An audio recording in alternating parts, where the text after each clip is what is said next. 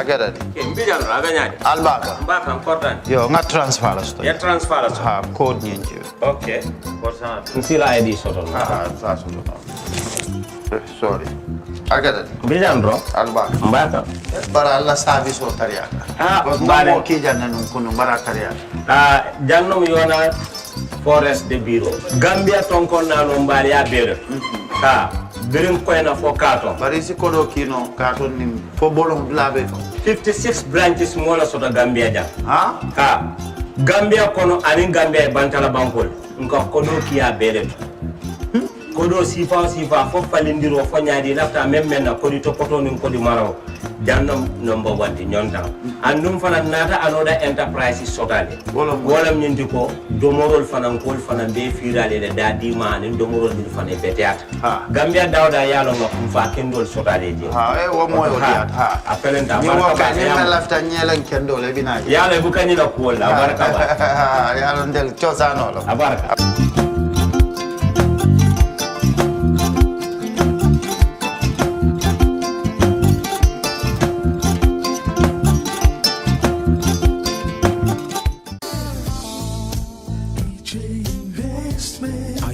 Of owning your dream homes, EJ Investment is here for you. Secure our quality bungalows with 2, 3 or 4 bedrooms, or our story buildings 3 or 4 to 5 bedrooms at very affordable prices with flexible payment plans at our Sanyang Seaview Estate, where you can enjoy the cool breeze with modern infrastructure such as tar roads, covered drainage system, modern electrification with street lights, gated entrance with security posts, and social amenities such as gas station, shopping mall, medical clinic, park, schools, children daycare, and a lot more.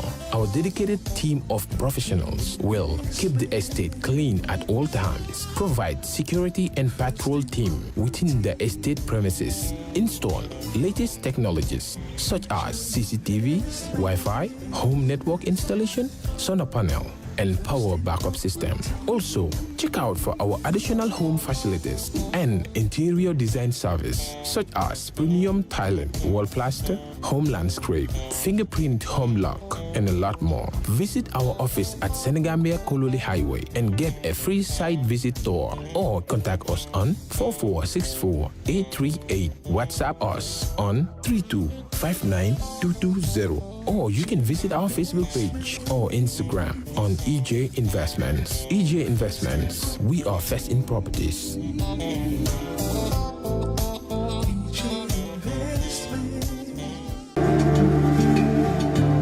Islamic microfinance is becoming an increasingly popular mechanism for poverty alleviation, especially for developing countries around the world.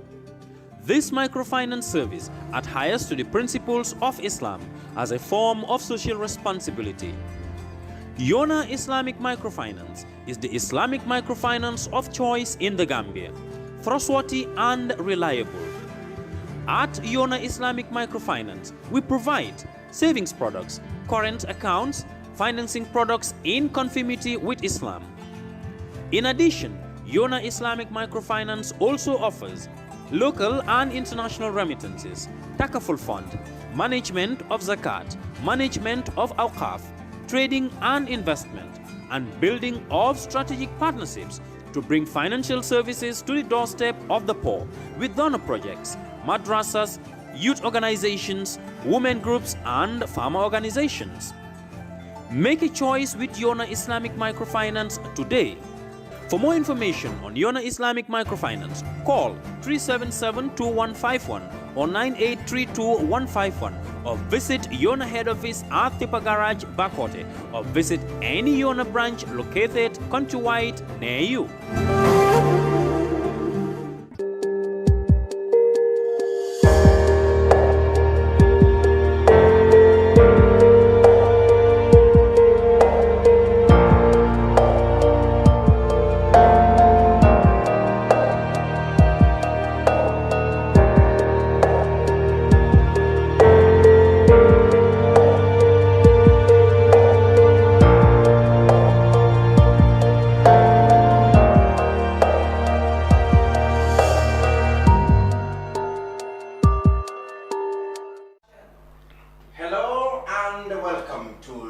Brunch on Kerr Fatou Live. I'm Navin Cham welcoming you to another edition of our weekly current affairs program. First of all, thank you very much for all the solidarity messages you've been sending since reports emerged that some thieves broke into our premises over the last few days and made away with a lot of computer and computer accessories. Thank you very much for your solidarity messages. The hunt continues for the culprits that were behind that robbery. All right, like I said, this week, the major topics in the news have been the Gambia Action Party came up with a new flag bearer. We will avail you the opportunity to meet him face-to-face for the first time on the brunch. We will also go to the National People's Party of President Barrow and speak to the organizing secretary who is with us in the studio, Mr. Fabou, Sanneh. Well, apart from those issues dealing with their respective parties, we will also talk about issues such as the TRRC and its much awaited report and other issues. Islamic, once again, welcome. Right, we go straight to the new kid in the block, that is the Gambia Action Party this week named a new flag bearer. He is Major Alieu Sowe, and he's with us in the studio. He succeeds General Lamin Bojang, and he will talk to us about himself, his ideologies, and the outlooks for the party. Welcome, Major Sowe. Thank you, Mr. Cham. Let's begin with the Gambia Action Party. Not much have been heard about you since your public spat with General Bojang, who went ahead, of course, to form a party of its own, the Alliance for Reorientation and National Alliance, of course, for Reorientation and Development. Where and how did you come across the Gambia Action Party, and how come you share the parties? What are the lofty ideas you shared with the party that prompted you and inspired you to accept to be a flag bearer of the party? Let's first begin to know you. Where is Major Alieu Sowe from? Thank you very much. Bismillahirrahmanirrahim. Alhamdulillah Rabbil Alamin. You are starting the Yaya Jammeh style. That's just a joke, don't worry. Yes. Everybody start like that. My name is Alieu Sowe. Born on the 10th October 1974 in Kidi Wolof. Kidi Wolof. Upper Badibu District, North Bank region. Okay. I attended Mentekuna Primary School from in Badibu. In Badibu from 1982 to 1989 in Central Badibu. Then I went to Frafenye Secondary School, Senior Secondary School from 1989 to 1993. After completing my school career, I joined the Gambia National Army 8 January 1995. I rose through the ranks up to the rank of a major. Wow, that's then quite... I was retired 2018. But during my army career, I served under the former president as a bodyguard, orderly, and the farm manager. Oh, really? Yes. Congrats. Thank you. Okay, let's talk about your political career. Why do you want to plunge into politics, given all the things that goes with it now? You must have lived a quiet life as a major, of course, in peacetime, even though there have been tumultuous times on the Jammeh sometimes. But one would have think that, retired calmly, and quietly as a senior army officer is definitely more convenient than to join into politics, especially politics of the Gambia in these days. What prompted you, inspired you to join politics? This have been a long-time dream. Oh, really? Then when I move out with my friends, if we pass people looking for transport, I say, hey boy, please can we carry these people, because one day I could be a politician. We have to pick them. Yes. Then after my retirement from the army, I went back to school to study diplomacy and international relations. Okay. Whereby one of my modules was political science. Then I start to follow the political situation in the Gambia and the trending things within the political Terrain. So later I have been following different political parties, but I found out that my heart become married with GAP through following their programs. They are consistent in most of their programs, almost all of them. And I saw their logo, the River Gambia. I said, wow, this is the party I will join, because they believe in themselves. Because all what they are showing is based on the reality, on the environment in the Gambia. So I decided to join the party. But then, that was not long ago. So wasn't it the possibility that you also saw a vacancy? You always wanted to become the leader, so you saw a vacancy. No. In flag bearer, and then you jump in to catch that. No. That was never the Were case. you a member of the party before now? Yes, I was a member. I was my first position in the party was the project coordinator. Okay. Then later, after the Congress, I become the deputy foreign secretary. Wow. Then later, there was a vacancy that anybody who was interested in the position can apply. And that's the flag bearer? The flag bearer. Okay. Which I applied in my application. And later, selected by the executives. Then is that one? Yes. Okay, we will talk now about your objectives and plans, and for both yourself and the party. We'll go into that stuff. Let me introduce Mr. Fabou Sanneh. Fabou is the national organizing secretary, a bit Essa, of the party, National People's Party. Sanneh, this will be your program, your first appearance in on the brunch. Tell us a little bit about your background. Where do you come from? Thank you, Mr. Cham, and thank you, Mr. Sowe, the party leader of SGAP. Okay. My full name is Burama Sanneh, but you must remember Gambian culture, when you are named after someone's father, they add this FA there, Fabrama, and eventually I am called Fabou.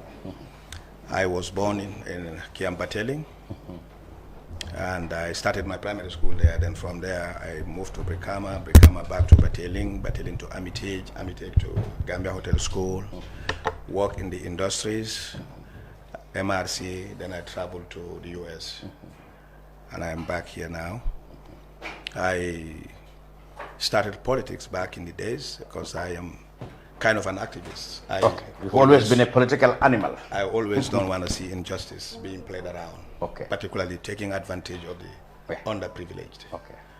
And during the days of the PPP, I was doing some night broadcasts for NCP in Bondo. Then eventually the military takeover came, UDP was formed, I became a member, and this is how I became a politician. Yes, and now, today, I'm representing NPP, but that's a different story. Good. We will talk about your transgression. We welcome our newest rival, Mr. Essa Jallow. He's the Director of Communications at the Truth, Reconciliation, Reparations Commission. As we were talking about, TRRC's much-awaited report is one of our topics on the current issues we are going to discuss there. Mr. Jallow, welcome. Thank you. Thank you for having me again. Good. What we want to do, because I want my guests also to have, to have their perspectives expressed on the current stage of the TRRC and its much-awaited report. But first of all, give us an overview. People were expecting the report on July the 30th.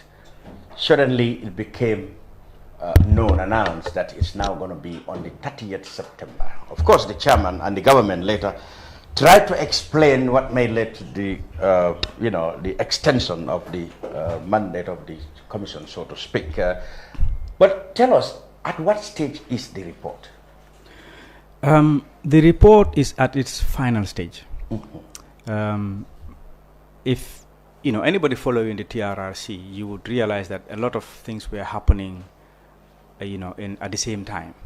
The hearings were going on. witnesses were submitting statements, investigators were investigating, and then all of these things were being put together.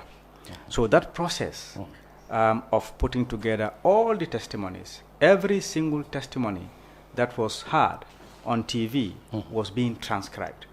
And every word of it is being looked at by other people who were proofreading the language, and then all of that will be in their volumes. Each and every testimony. From there, each and every statement that was submitted to the TRRC was also looked at. And then these statements were analyzed, and then people were categorized into victims, into adversely mentioned people, and people who were just witnesses or independent witnesses.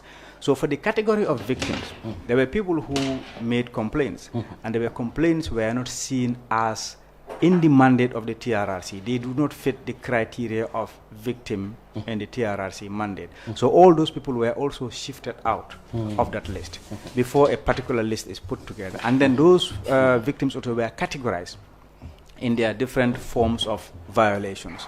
So all of this thing is being put together. So it is systematic.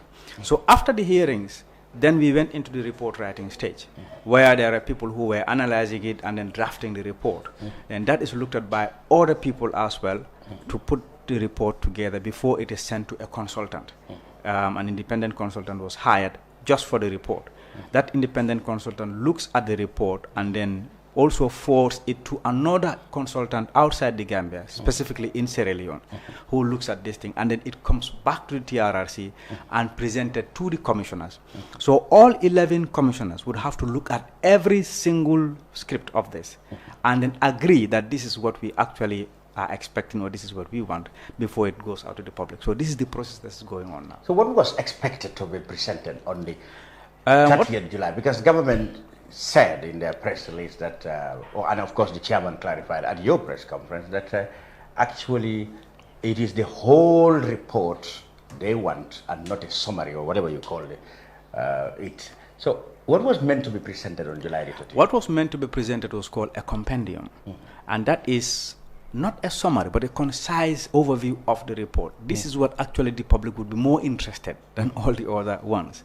So that is ready, that it has all the investigations, what had come, the recommendations, and everything is in that compendium. So this is not just a small thing. Now, what is not ready is those other volumes of each theme. For example, the theme on the 1994 coup d'etat, the theme on the attack on journalists, the theme on the attack on women, things like that. All of those themes are also going to come in their separate volumes, analyzed in detail, and whatever happens in that. So those were not the ones that are ready yet. But the compendium is ready. The report now has, nothing is going to come in there or go out. It's just a matter of debate among the commissioners to agree on how some of these things are going to be done. So the report in itself, what people need to know, is already there. So there's nothing, as many people would think, something would be removed or something would be added. It's just a matter of, redefining the language. It is the language is very much legally, so to put it as. But then the commissioners also have to agree. This is why they have to look at every bit of it. Even the commissioners that don't understand English, we have to provide translators for them. So they have to know exactly what they are agreeing into, because that is their job. So in other words, all those details were not ready at the moment. So the government was right in insisting that they want a whole report and not just partial report.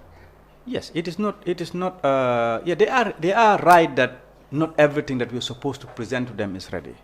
But a report that would serve the purpose of the TRRC was ready. So that is the compendium. But then these are all other volumes that need to accompany it. What I didn't also mention is the report of the Secretariat. The Secretariat also has a report. That means my unit, I have submitted a report. And other units also submit a report. All of those things have to go together. That is the issue. So if government thinks that what the Act is saying is to submit a report, and the report means all of those volumes, then they are right that we are not ready. If it means only the compendium, then this is a kind of an agreement between the two. But since that is not ready in full, because it also has to be printed, that means we have to agree to come to terms. That has to take some time before we can do. And this is why we have this two months extension, just to finish up. Well, I'm sure both the government and your chairman have made this clear, but there are strong suggestions that the government is maybe playing politics to buy time and, employing unnecessary delaying tactics, so that by the time the report is presented to the government and the president for that matter, there wouldn't be much time before the election, so the government can, can escape whatever upheaval their reaction to the report might cause. You believe it? I wouldn't know. Even if the government is planning that, they wouldn't tell us. They wouldn't, but then, there are suggestions that have. Yeah, well, people may suggest that. But they are not under pressure. If you ask government also, they'll say that is not true. But let me explain this now. Yeah. When the report comes out, it is supposed to take, government needs to act within 6 months. Now, even if you have submitted that on the 30th of July. That 30th of July, the 6 months will elapse the election period. So that is not something that is in contention now.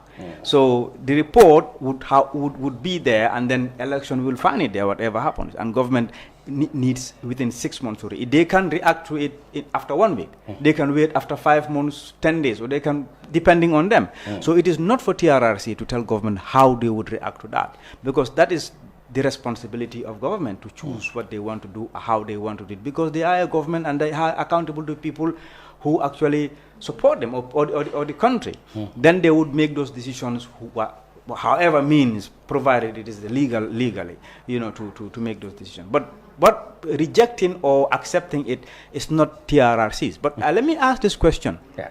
If there would be any rejection or accepting, because TRRC works based on an act. This was legally instituted by the National Assembly. So this is law. So if government is supposed to reject anything there, it has to be based on law. So that is the thing that people need to ask themselves first. So, but then government has the leeway to agree on to what TRRC is coming up or not agree. So this is why other people are saying, how do we agree to something that we've not seen? Right enough. So TRRC will come with recommendations. And there are recommendations because somebody have to look at it and either accept or reject. That is not our take. That is the take of the general public. Thinking whether the recommendations we've made make sense or didn't make sense. Yes. Yeah, I said it because a lot of people feel that the government is very, very, very anxious about this TRRC report. They are under pressure every corner as to how they will go about it. And because of political expedience, they are jittery that, they don't want the reports to become a stumbling block in how they deal with their own politics. So, but you see, let me just come to that first. You see, the report, the TRRC thing, this is instituted by government. This was a promise that this is going to be made, and it has been done. It is finished. I don't think it is a problem if they implement it. That means promise fulfilled. So I don't think if they don't promise broken.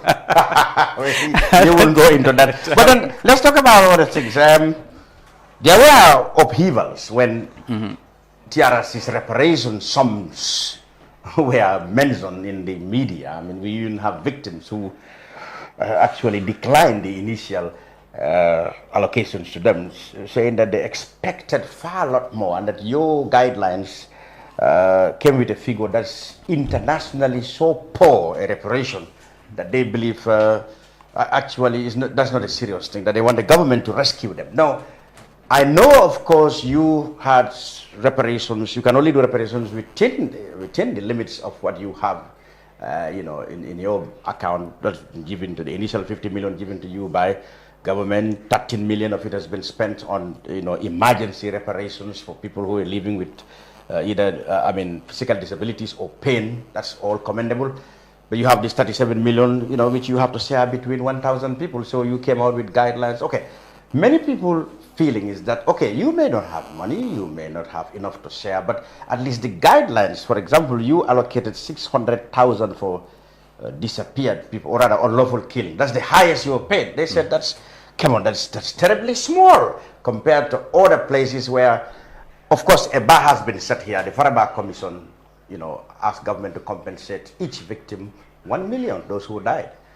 Why do you come with such a recommendation that the victims felt is too small? I wouldn't be able to answer why, but let me make this thing. There is no money that you can set for somebody's pain or loss of life that one would agree to say this is enough. You see, the payments are being described as symbolic. The commission came out with this decision. I don't know how they arrived at these figures, but then they have put a peg to it because it is also not, the reparation is not all about compensation. The reparations have other aspects of it. So it is not about how much money is given, but recognizing what had happened to that victim and then pegging that to a kind of an amount. That amount is not representative to the pain. So there is no money that you can give that everybody will agree is enough or not enough. Because some people came back and said, well, I wouldn't want the money because I'm satisfied with what had happened, and you can use that money to give it to somebody else. You know, because there are victims who were also coming in, and even they would decline everything that we offer them, saying that I am okay, I'm all right. All I wanted to know, I wanted this thing to happen in that process. Others didn't like it. You know, others came back and said the money is too small, I don't want it, even though some money was spent on them. So you see, this is the thing. It is going to be difficult for amount of money to be set for everybody to agree. If it is so exorbitant, well, other people, opponents of the TRRC, of the government, can always say this is a money-making venture. You know, it is all about money and all whatnot. So this, I wouldn't be able to answer why they have come to this thing, but it is more of a symbolic gesture than actually paying for whatever had happened. So this is how I understand it. I don't know, I may be wrong, but this is how I understand this. At this point, I must say, to be fair with the government, they said they're coming up with a victims compensation fund bill that they said will go into Parliament in the last session this year, and that will establish an independent body that will look into all this victim compensation and dispense compensation. The body will be independent of anybody, even government. So yeah, there's a bit of good news and goodwill in that. Yeah, they have said that. They actually said that is going to go through Parliament, and they will set it up according to law, and then give them all the powers. Because you see, that body is supposed to take up a lot of responsibility. Because what we are discovering now, even though we have made a lot of campaign for people to come and submit statements, as soon as money is being paid, others realize, I should have submitted my statement, because others were refusing to submit their statement, or were thinking that they have submitted when they didn't. And now we are having other sets of people coming in there saying, we didn't have compensation. But if you are not in TRRC's list, I have said it here, TRRC don't know you. Now all of that list, we cannot say that we are going to exclude them. They are victims and they have the right to complain. So, but that burden is going to be laid on this new body for government to look at it. So that body, and then if a victim also complains that the money that they have given is small, it is that body who will also look at it again and say, okay. Because your act provided that even if the victims are not satisfied, they can still... The regulations, actually, because, you know, the whole point of reparation is satisfaction.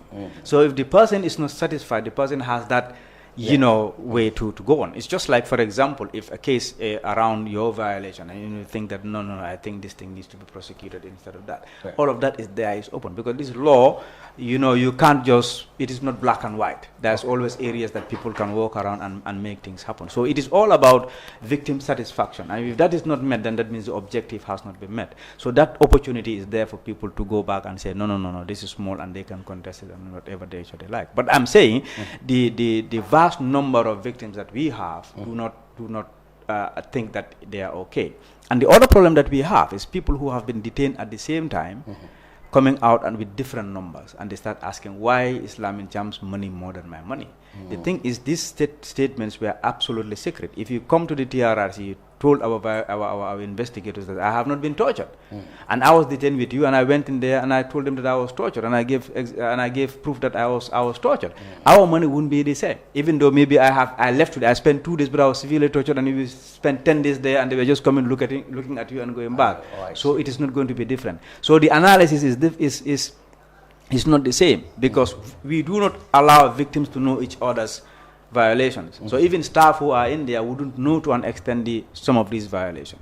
So, you know, this is based mainly on the person's story and the kind of violations meted on that person. And importantly, I know you, Commissioner, have always resisted any suggestion to politicize the work of the Commission, but the APRC, you know, came out last week to say, well, they believe that the entire process of establishing the Commission, example, the appointment of various positions are illegal. So the report is illegal and should be thrown into the dustbin. That is exactly how Fabakary Tombo Njara said it. A lot of people, victims particularly, condemned him, that in fact the APRC is a terror organization that should be banned.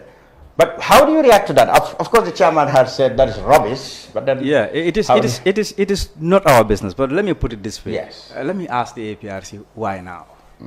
You know, this was an act that went through Parliament, and their members were not there. None of them said this is all illegal. You cannot set this thing up. Even if they had not voted for it, they have never contested it in that nature. And they know now, people are contesting every sort of decision that is being made in Parliament and elsewhere in court. The courts are here. Exactly. I think they should go to court. Why didn't they go to court? So why didn't they? Yeah, there's no point in submitting a piece of paper to the Minister of Justice. It can even lay there, maybe the President wouldn't even see it. Yeah. So there's no point in doing that. If you have a legal basis to challenge something, go to court. Go to court. Don't politicize it. No, go to court, yeah. But then, aren't they right in some way? Because later on we heard, whether for true or false, some members of the commission in one capacity or the other have virtually expressed interest in politics. Yes. Have abandoned it or make declared. So that doesn't help the people who suspected that way there might be. Well, that sort of lend credence to people who have doubts politically.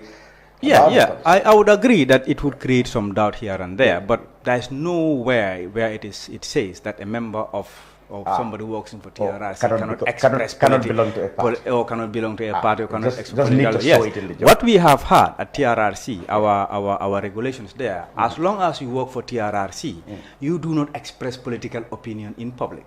You don't do that. So this is why all of us, nobody would do that. Nobody would go out and even though their actions may seem. Yeah, even if you're, but that you do not allow people to express their political opinion, because this is the thing. So, but when people say other people are interested in politics, it is their right to be interested in politics, so long as they don't use TRRC's platform to propel their political ambition. We have no problem with that. So that is the situation for now. So whatever people are hearing, they are hearing it, and we are all hearing it in that way. So it is not official TRRC thing. Okay, we'll hold on there before we come up to you. We will have to lose Mr. Sowe. But before you go, because I had we've been told that there's an emergency with the party and he needs to go. But before you go, I will have your party and your own perspective about the TRRC. What do you make of it so far? Well, as GAP, at the moment, we don't want to talk about the TRRC. Why? Because this is an issue handled by Barrow's government, and we have our policies. Yes, we are just here for our policies. But the TRRC must concern you. If you hope to rule this country, you will have to deal with these problems. There are victims of former President Jammeh. They are crying for redress. The government promised they're going to make sure justice is done. If you said that's not your business, how serious are you in asking for people to put you in government? No, I don't say it's not our business. What? You I said said it's Barrow's business. This have nothing to do with us, GAP. It is with Barrow's government. They are handling the issue, and we respect. We are all watching. I see. Yes. Yes. So you are watching. Yes. Okay. So far, what's been your impression of the work of the commission? Well, at the moment, now this is personally. Yes, that's personally. Yes. I don't object to their this thing, because it's something that is a lesson to learn for every Gambians, and for every government coming. It's a learning point for you. Okay. Yes. All right. At this point, we have, like I said, we have to leave Mr. Sowe, because his party communicated to us that they need to go for a very, very urgent emergency meeting. So we will let you go. But let me go straight to Mr. Fabou Sanneh, who is the organizing secretary for the National People's Party, NPP. You've had, and I'm sure you really have your own perspectives of the work of the TRRC and so far what's been happening. And of course, you may have views of your party on the matter.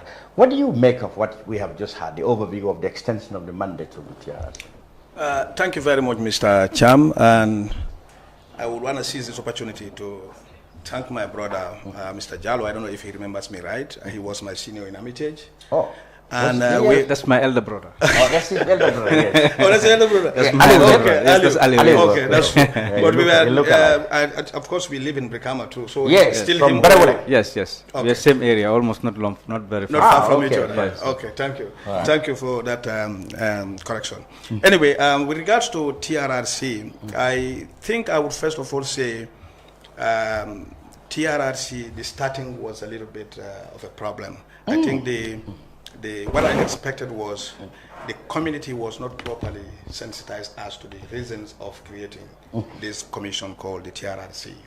You know, the general public has a wrong perception, in my view, because the party has not met over this yet. So all I'm expressing here are my personal views right now. what I'm reading from the public is they thought this is all about reparation only. They are forgetting the reconciliation part of it. People are looking at the monetary gain here. The fact is the country has gone through very difficult times during the 22 years of Jammeh. And once we are able to get rid of Jammeh, there was a need to reconcile the public. And this was why TRRC became an institution commissioned by the government through the National Assembly, the Act of the National Assembly. When this commission was about to set up, my expectation was there were going to be, panels like this to talk to the public, to see the need to bring the country back together, everybody. And this cannot be done through money. We have to know what happened during 22 years, who was affected, who inflicted those, atrocities on people, and how do we correct this so that when we have the new government or any other government coming again, you will know exactly what you need to do to keep the people together. But in my view, this was not done enough. And once this result started coming out, the TRRC wanted to bring in their recommendation to the government. That's when the expectation tells us that what people thought of a TRRC and how why the government set it up are totally different. I also want to say the TRRC rushed up to give a conclusion of giving their report to the government, because the government cannot act on the report precisely without looking at the details of every aspect that Mr. Jallow just talked about here, like what happened to women, what happened to children within the army, how people got disappeared, what were responsible of disappearances. Before the government act on those reports, they have to see exactly and digest exactly what was narrated and what can the government do by helping themselves with their recommendation. I think this is, to me, this is what's not right. So that's my position now. I could say more, but yes, just to buy time. I want to know that, I know that the TRRC itself was not meant to be a political process. I remember when even at the onset, most of the speakers, distinguished people who spoke there, said it should never be used to settle political scores. Yeah. That is true. But time and time again, we found TRRC process being a subject of political football. Yeah. And now that the exercise is coming to a completion, naturally it had found itself a big political issue because of the proximity of elections.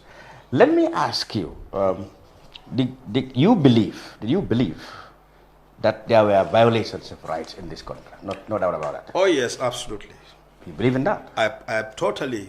You must have experienced some from close range.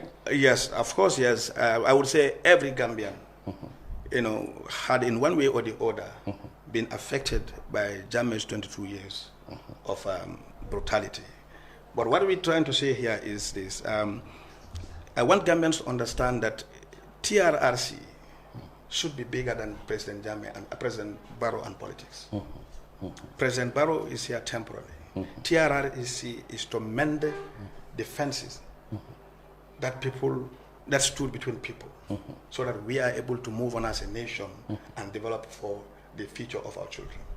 But if we want to politicize this, it's not going to help the cause. A lot of money and time has been spent on this, not to enrich people, because you can't pay life, you can't pay pain, but to reconcile people. We'll be able to at least move on as a nation and work hand in hand for the future. You mentioned reconciliation. You said many people forgot that. They focus on reparation. Yeah. But let me remind you that there are other issues like justice. What's your position on that? I'm not very familiar with the TOR of the TRRC. Well, you already outlined reparations and reconciliation. What about justice? That's what I'm coming to. I believe the aims and objectives of TRRC did not clearly tell the public how justice was going to be dispensed. What it tell us was people are going to be compensated for the amount of conflict or the amount of... You didn't know about that portion which says that people who are, recommendations will come, to say that people who are responsible for the gravest crimes, I believe, recommended for I believe if justice was prosecution. if justice was one of the main reasons for TRRC. It is one of the reasons for people to love justice. Let me come up. Let me come up. I believe if justice was one of the reasons, one of the main reasons, TRRC would have been empowered to arrest people immediately and put them under custody until the outcome of. They can compel people to give their verdict of what happened, the stories of what happened to them. People will tell them openly that, yes, I contributed in the killing of Mr. X and Y, but they didn't arrest them immediately. They don't have such powers, but they have powers to recommend to the government of the day. And one of the things they will recommend is maybe, among other things, is for people who bears the gravest crimes to face justice. So one way or the other. I think what is your position on that? Do you think people should be prosecuted who are found to be, more destructive to the liberty and the lives of the people on the government? I solely believe that people should be punished for their actions. But I'm trying to tell you what our expectation of TRRC was and what TRRC was emphasizing to the public. They were emphasizing the fact that they want to reconcile the people and at least compensate those that were affected. The punishment part of it was not emphasized as much as that of reparation and reconciliation. And I think every report shows that TRRC was approaching people in their homes, like Essa said, like you concluded, 13 million was already spent on trying to help people in need. And every effort was also done to get people together to reconcile. I have seen that of OJ and some other guys. So I've seen more emphasis on these two factors than punishment part of it. Essa, can you come in here? Yeah. You see, you are right. In the beginning, when TRRC was being set up, I wasn't in there, but then there was a lot of cloud over it. People didn't understand it. What I understand is that the people who set up the TRRC, before Gambia's TRRC was set up, they went around to check on other truth commissions, because there are over 40-something truth commissions around the world, and most of them have their problems. They are not all successful. So when they went in there, that is the time they came. This is why the Gambia's TRRC has reparation on it, and given TRRC the mandate to give reparation, because other countries have problems where when the Truth Commission recommend that they give money to the people, the government did not do it. So this is one area that the Gambian TRRC is different from the other TRRCs. So Gambia was caught up in a situation whereby we knew there were violations of human rights in this country. How do you solve that problem? Do you set up a truth commission, or do you just go after everybody that you believe have committed a crime and arrest them and prosecute them? You have these two ways. So what truth commissions do, they go in between to try to find out exactly what had happened. Mind you, if you had come out and suspected somebody who had violated human rights or have done something, you arrest that person.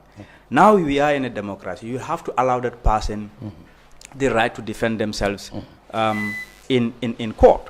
Now that person would not come in court and tell you, oh, it's true that I have done X, Y, and Z. That person would be on the defensive. And if you cannot provide proof, then that person will be freed. When everybody knows that he did it, but we cannot have tangible proof in court to take that person to prison, then we have a situation whereby somebody will walk free. And it is the courts that are going to let him free, because the judges would not depend on what hearsay. They will depend on proof. And this is the situation that Gambia found itself. So a truth commission would bring people, tell them, okay, now come and tell us the truth. And then later, we will deal with what is happening. So this is the situation. There are incidents that happen in this country. Without the truth commission, we will never know what had happened. For example, I wouldn't want to go into detail into some of these things, because let's take the junglers as an example. This is a group of people who knew what they have done, and nobody outside can tell you exactly. Even those people who supported the government were actually outraged when they had these things. They never knew these things were happening. So the best thing was to bring these people, and they confess to these things, and that is what help us to uncover certain things. Let's take an example of the Ghanaians. Everybody was talking about 44. Who knew that we had up to 56 or something? Who knew the extent that it had gone to? Who knew there was even a list? Without a truth commission, that would not come out. So that is it. And then we owe it to ourselves to have a historical record. We forget about that. We know that 1981 coup happened here, and nobody can tell exactly what had happened, how many people have died. So a Truth Commission will bring a historical record, an impartial historical record of what had happened. That alone will help us not to repeat the mistakes what we have done. So these are the advantages. So the Truth Commission is not 100% perfect, but it provides certain things that the punitive justice wouldn't provide. Because now, or else, which jungle are you going to bring? You want to take him to court for killing somebody? I mean, you don't know. No, but they are all going to keep quiet and they go and defend themselves. What is happening to the NIA case? That case? It is stalled. It is still dragging in court, and this can take long and long years before they are solved. Now, if you have a Truth Commission, somebody comes out and confesses to crimes, and then that person would be seen now. How did the person this thing? And then a recommendation would be made whether that person would be prosecuted or not. And then you'll have the history part of it, and then you'll have all the other aspects of what had happened during that period. And then, you know, you will also have a Truth Commission can compensate the victim. Now, if you don't have a Truth Commission, and then these people are taken to court and then found guilty and then, you know, taken to prison, and the victim just sit down there with their pain. You know, you cannot also, the court would not also go ahead and reconcile people. You mentioned some of the contradictions that many people find. They said, okay, the junglers, Sanneh Sabali, as well as Edward Singate, all confessed that they took part in the killings of the soldiers, particularly. And the junglers said they took part in the killing of many people. Yes. Yet they are not arrested. Yes. Immediately. Of course, Mr. Sanneh mentioned that the TRRC was not having the powers to arrest and try people. He said that was one observation he knew was absent. Yes. But then people found it difficult that people who actually confess to killing people are let to, you know, walking freely in our society. But that is the whole point of the Truth Commission. In Sierra Leone, they tried it.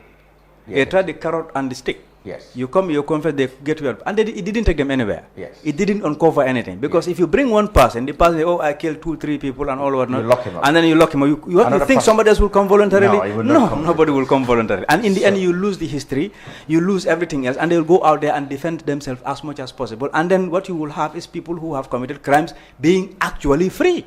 And you have no right to tell them anything. But here, they have come out, they have confessed, and we have that part of the thing. And then the recommendation to debate whether they will be prosecuted or not. And then from there, then we can move on. And then you will have the opportunity to reconcile the people. He talked about reconciliation. That is a key mandate of TRRC. We have been doing that, and we have been finding some of them very difficult. Presently, we were working on the Sikunda issue, and we are also working on the Kermot Ali issue. You know, so these were difficult situations, and we were trying to work on that. But we've succeeded in some of the one-to-one thing. But we've done some community reconciliation. You know, which we have done, for example, in Jambur. That was a serious problem, and we went in there, and then we solved it. Some other problems that we have also tried to solve. We were working on those things as well.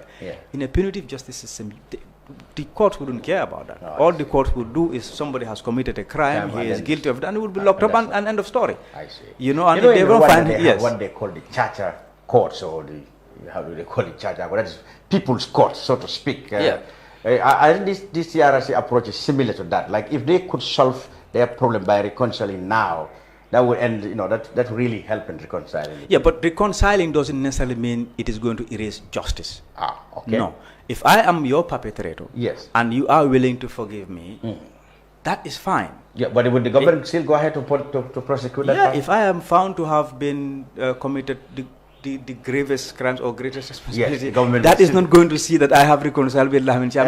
No. Government has a responsibility. It has a responsibility. It's just like when you catch a thief. And then it goes through, and then you said, no, okay, I have given. Government can still act. Government can still act on it if they want to. The police, for example, they can still go to court. They don't care. It's a similar situation, yes. You see, that's the most complicated part of the whole thing.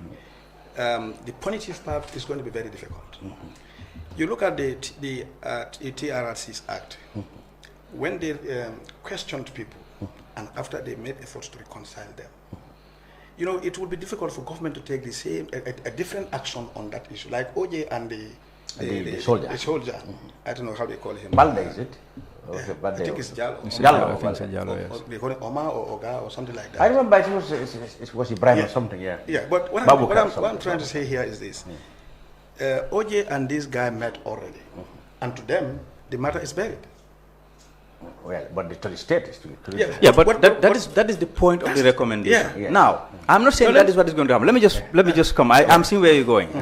If I am Lamin Cham's perpetrator, and Lamin Cham actually said he's forgiven me, and I have come out and regretted torturing Lamin Cham, doing all of that, that is a plus in the recommendation to see whether it is going to be now, can we go ahead and prosecute him or not? So the recommendation will come out with those kind of things, and they will say, okay, because he has, I'm not saying this is what, I do not want to go into debates because I may have said things that might be looked at. This is why I don't engage in debates. But let's do it that way. Like, and I have regretted, came out and apologized to, and I've confessed I have done. I'm not supposed to do, whether I was asked to do it or I've done it on my own will. And then the recommendation comes and say, okay, since Issa came out and then has confessed to his crimes and Lamin has forgiven him, and then I think we should also let him go, because there's no point prosecuting. That, for example, that can happen. Yeah, Mr. Jallow, yes. With all due respect, the complication in that is going to be, how are you going to use someone in court against an individual who has already been forgiven? If OJ says already, forgiven this person, so I cannot come to testify in court. No, there are crimes. There are crimes that aren't. You cannot amnesty those crimes. No, international laws are there. But that's the basis of reconciliation. I read that of South Africa. I read that of Bosnia. The basis of reconciliation is to forget what happened and move on. No. Okay, now let me ask you here, because, like he said, I mean, these things, the TRRC may not be a political process. Yeah. But its success and otherwise, in some areas, may have to do with political decision. Okay. That's why I have always put it to you. You as Fabou Sanneh, knowing all what happened under Jammeh, would you have, let me put it direct, would you love Jammeh to be prosecuted or to be forgiven? I have gone through that already.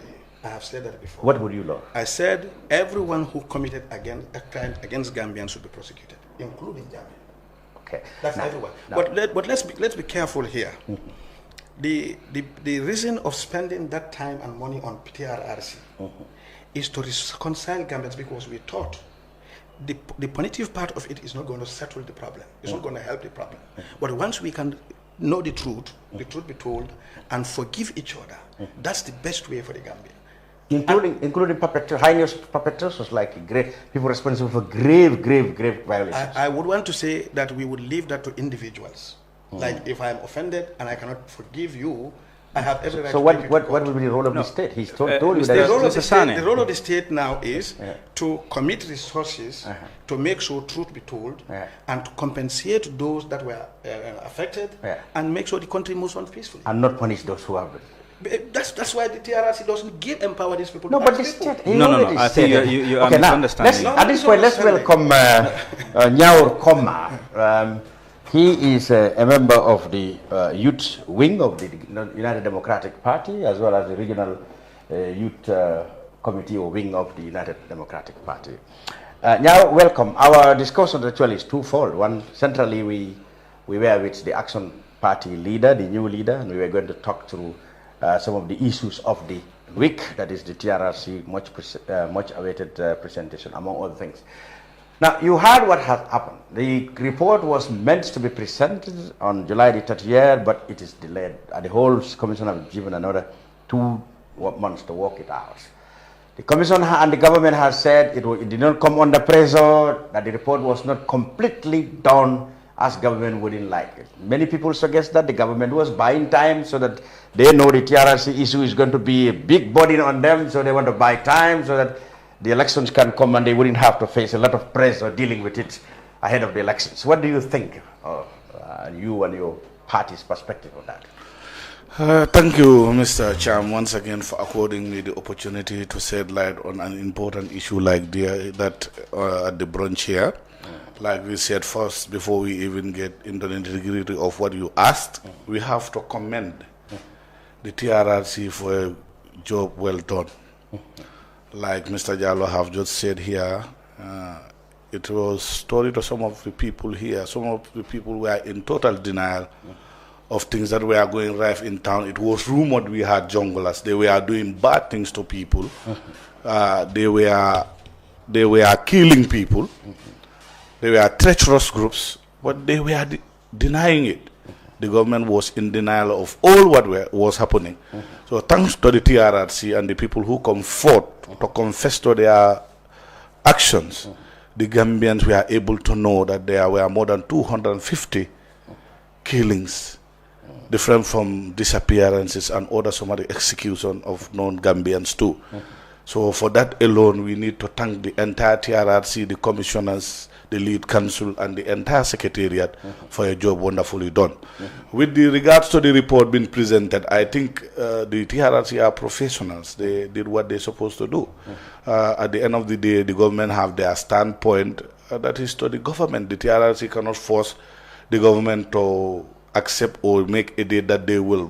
What they can do is to make sure they work to the end of their mandate, and I think the TRRC has done that. But in receiving the report, if there are issues, there are technical issues, we will not be privy to that until we have the report. And the reasons why the report may be delayed, we are also not privy to that. We will just be speculating, but we are not in the TRRC and we are not in the executive also. We will not be privy to what happened, what transpired, and what caused the delay. Well, it's been said, like I said, TRRC organized a press conference to say that actually they have done the report in a manner that they have a terminology for it. Is it what is it? It's called a compendium. A compendium, whatever it is. But they said that, many people say that is enough for the government to have a good understanding of the various areas addressed and the recommendations. But the government insisted that no, this report has to come in a comprehensive way, dealing with all the 16 volumes, and then we are not accepting anything other than that. So both the TRRC and the government had denied that they are implying pressure or they are buying time, because many people felt that the TRRC's problem is becoming very big in the hands of the government.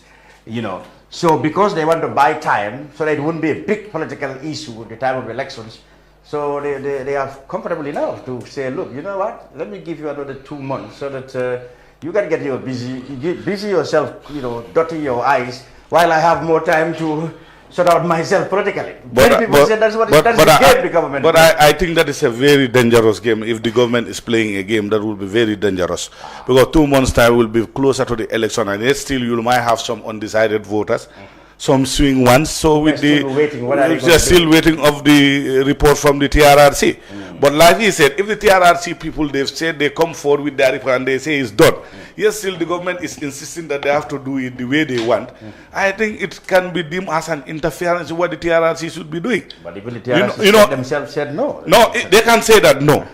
But to our own interpretation of what is happening, I think the government also has many resources at its disposal. They have experts, they have technocrats, they have people with the expertise to be able to digest the report that is written from the TRRC to them. I don't know why they need it to be done volume by volume up to the 16 volumes. I don't need the necessity. The most important thing is the information, the recommendations that are key to what was being done in this country, like they've been discussing. In the case of OJ, Jallow, and Omar, you did not acknowledge Mr. Sanneh. Oh, Mr. Sanneh, no, that was an oversight. Definitely. I went into the question you asked, and I went into answering the question directly by quoting. I know both of you are cat and mouse, but in this part, no, there is no cat and mouse issue. At the end of the day, you acknowledge it for that. No, at the end of the day, you asked me a direct question. I was not able to. No, I will acknowledge his presence. He acknowledged you first. No, I didn't acknowledge him. It's his fault. You asked a question. I want them to be friends on this. No. You asked a question. Okay. I thanked the TRRC through Mr. Jallow, who is representing them here. That's why I was not able to. You did not thank Mr. Sanneh for his observations, whether or not you agree with him. No. You mentioned the topic he made. I'm coming to him. I will come to him. Okay, let's go. Because he said, Mr. Sanneh, Fabou said, yes, that is part of the process. Reparation, reconciliation, justice will be served also. But let us remember, there is no social peace without social justice. In as much as we want to forgive and reconcile, some of these issues cannot just be brushed under the carpet. The perpetrators of those heinous crimes have to face justice. That is where reparation starts. That's where reconciliation starts. At the end of the day, Omar Jallow might be forgiven by OJ, but Omar Jallow didn't perpetrate heinous crimes against only Omar Jallow. What about the rest? He didn't only stop at doing something to Omar Jallow. Not only Omar Jallow, we should put that at the back of our minds. Yeah, that if Omar Jallow forgives. Supposing all his victims. No, forgive, not all the victims. Not supposing that happens. Not suppose that happens even. Yeah, that will defeat the purpose of even coming up with a TRRC. The state still has responsibility. Yes, that's why it's the Truth, Reconciliation and Reparation Commission. We cannot reconcile without justice served. And if justice is served, then that is why we need a healing nation to move forward as a country. But that all cannot be done without justice. Okay. Even like the decision that they've just done at the High Court. The Koro Sise family will be at peace knowing that justice is served. What will be the outcome? Because there is an appeal case already. What will be the outcome of the appeal will not defeat the purpose that the first content of the man being sentenced to death is satisfying to the people who are wrong with that heinous crime. So this is the part. In as much as we want to reconcile as a nation, justice must serve as a deterrent to other people who might be thinking to do the same thing. Because we are living in a world of uncertainty. If you look at the certain and the current climate in our political dispensation, in our justice system. I will ask Mr. Jallow a little while so yes. that when the two of you raise issues concerning TRRC, he can clarify. Okay. Now you two, I know, you all have different political points. Let me go to Mr. But can I throw something on? Yes, you want to take up this. I just want to first want to refer him to what Mr. Jallow said. Refer who? Nyawuru to what? Nyawuru, Koma. Say the word. Mr. Jallow. Mr. Don't Jallow avoid each other's name. No, that's okay. Okay. What I'm trying to say here is Mr. Jallow clearly stipulated here that the report is very bulky, that even the members of the TRRC are yet to digest exactly what is in this report. Yeah. And it's going to take them some time to translate this to all of them so that they can at least talk about it when they are questioned. Yes. Now, if you just pass this recommendation to the government without that report, you're going to give the government the same trouble, the same amount of trouble. Because the reason why they want to sensitize their people, educate their people, is because they want to know exactly what they're going to do or talk about these events once they are confronted with. The government want to be in the same position. Mr. Jallow said there are examples where two people were arrested and detained probably on the same issue on equal dates. But when they face TRRC, their reports differ. So looking at the recommendations, the government would also want to help themselves, support themselves with the exact report as to who said what, as to exactly how you were punished or you were victimized. So the report alone is not sufficient enough in my world to help the government to act precisely as to exactly how they can act on the report and, if possible, punish people. Now, let's take Yankuba Toure's case, for example. Yankuba was not the only person who was involved in Koro's case. Who was alleged to have been. Okay. Others even confessed to taking part in the killing of Koro. But they were let go because we are talking about reconciliation. Yankuba refused to support this reconciliation effort. That's why he was taken to court. So you will see conflicts of interest here in terms of how you're going to go about the whole thing. When someone is punished, is prosecuted, and sentenced to death, and while others committing almost exactly the same thing, they all participated in the same event, killing someone brutally, and they are enjoying life in other parts of the world. So logically, I want to believe that we are deviating from the sense of the word reconciliation and reparation, instead concentrating, trying to politicize the act, because some believe that if the government acts on the recommendations, politically it's going to be an issue. No, I just wanted to clarify a little bit. He mentioned something really important about social justice before reconciliation. When we embark on reconciliation efforts, parties set out conditions, and they tell you, as long as this didn't happen, then reconciliation wouldn't happen. So that, in a sense, for example, in a community, let's say the problem in Sikunda, we have started the effort to do the reconciliation. At the time, the Sikunda issue was all surrounded by an Alcalo issue. The whole thing emanated from there, and that problem wasn't resolved. All right. So the people who were supposed to reconcile said, if that hasn't been resolved, then that reconciliation process will not take place. So TRRC is not responsible to install or remove alcalos. So there's nothing we could do at that point in time. But what we had done is to engage the government institution that was responsible for that and say, well, this is the problem here. Why don't you try to solve it? And just a few days back, we realized that now an alcalo has been appointed. Now we can go in there and start to reconcile, because that was a precondition. So you see, so these are issues that are around. So it is not about reconciliation and justice are different. They are completely different. Making reconciliation does not remove the justice part of it. Do you understand? So this needs to be separated, because we have been accused of not talking about justice, we only talk about reconciliation. But then these are legal issues. There's a lot of things that are coined around in a lot of issues. So the reconciliation part is important, and also the justice part is equally important, because the TRRC is stood in three pillars. The first one is truth-seeking process. The second one is outreach, so that the government people will understand what is happening. And the third part is where reconciliation and the justice thing comes in.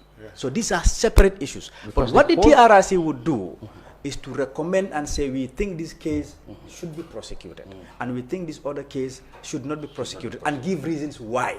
Now government will look at it and say, okay, we do not agree with TRRC's decision to prosecute this, and then they can go on their way. Or they say, we do not agree that TRRC say, we let these people run, no, we still have to prosecute. That is your government responsibility, it's not TRRC. So that is what I want to clarify.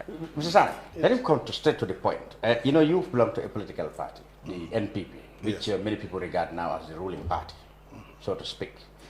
Okay, now, the suggestion is that the government, the ruling party, because they are going to politics in December, they are finding it difficult now to swallow the prospects of prosecuting former President Jammeh, if that is the recommendation in the TRRC, with others, because your NPP is really looking for an alliance with his APRC, so you may lose votes, or the support of the APRC, who have in fact made it a condition that if they are going to tie up with your NPP, you must, one, bring Jammeh back before December, give them back their vehicles, their money.